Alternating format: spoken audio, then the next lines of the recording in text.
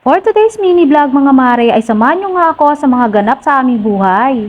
Dito nga mga mare sa paligid-ligid namin ay napakakalat pa man din dahil patuloy pa nga itong ating pinapagawa at eto nga si Sam ay bumili na nga ng pintuan para sa ating main door. Bali yung nakaraan kasi mga mare ang nabili nga lang nating pintuan eto nga para sa may kwarto lamang dahil ito nga ang ating priority. Kaya naman nga mga mare kinabit na nga ni kuya itong pintuan dito sa ating kwarto. Bali nakakatuwa nga mga mare na naikabit na nga itong pintuan na ba naman. Kaya naman ang poproblemahin na nga lang natin ay sliding window para dito sa ating kwarto. Kinagabihan nga niyan mga mare ay nagsimbang gabi nga tayo. Bale ito pa lang mga mare yung unang gabi ng simbang gabi. Bale ang simbang gabi nga mga mare ay napaka-memorable sa aming magkakapatid. Ay dahil nga nung kabataan namin mga mare ay kasama nga namin ang aming pinakamamahal na lola at nagsisimba nga kami ng madaling araw. Ay sobra pa ngang naiiyak kami mga mare kapag napag-iwanan nga at napasarap nga ang tulog, pambihira. Ang kondisyon kasi sa amin ng lola namin noon mga mare ay kapag nagising ka nga ng madaling araw ay isasama ka pero pag hindi ay bahala ka na. Ay kaya naman nga kapag na-late ka ng gising ay paniguradong naiwanan ka na niyan mga mare kaya todo iyak nga kami noon. At isa pa nga sa nakakatuwang alaala mga mare ay yung tipong bagong gising ka lang ay diretso ka na agad sa simbahan, pambihira. At naalala ko pa nga mga mare sa simbahan sa amin noon ay merong ang pagkain pagkatapos ng simba, aba naman. Ay syempre dahil bata nga ay hindi nga tayo papatalo, abay si pila din tayo. At ang nakakatawa pa dun mga mare pagtingin mo nga sa pila ay nandun din pala yung kaklase mo ay pambihira kung minsan na yung crush mo pa, aba naman. Ay sobrang nakakaya nga na kapag nakita ay abay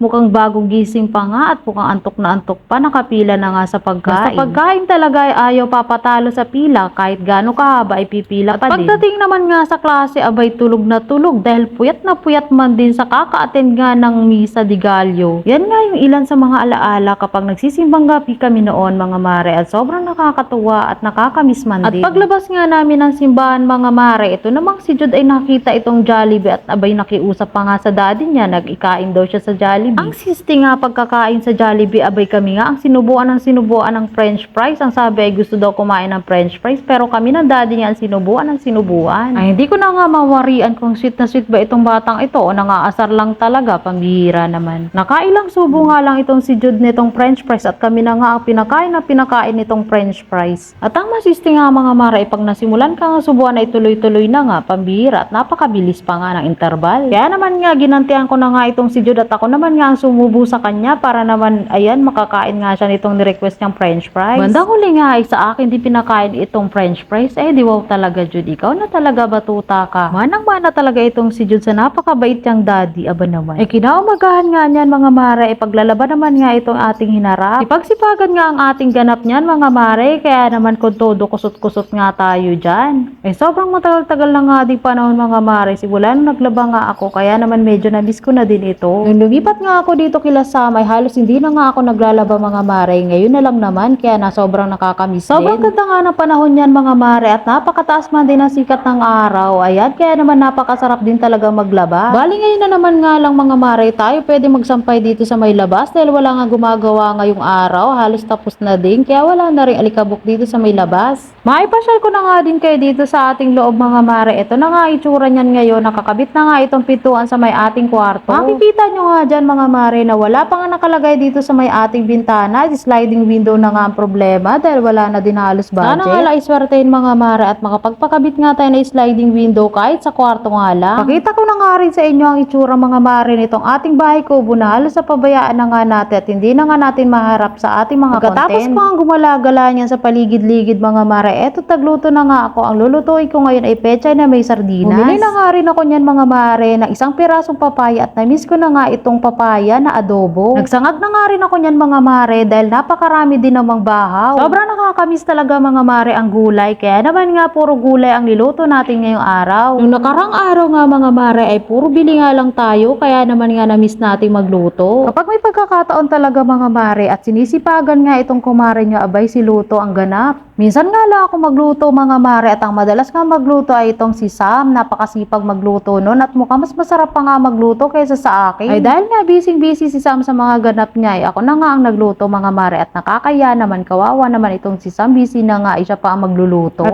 eto na, charan! Luto na ang ating mga pinagluluto, adobong papaya at syempre luto na rin itong ating pechay na may sardinas. At para naman sa panghimagas meron tayo ditong hinog na papaya. Tara kain tayo mga kumare. kumain na rin kayo. Kunin nyo na yung pagkain nyo dyan at saluhan nyo na kami. O siya mga mare, hanggang dito na lang muna at kakain pa kami dito. Maraming salamat sa panonood. Hanggang sa uulitin.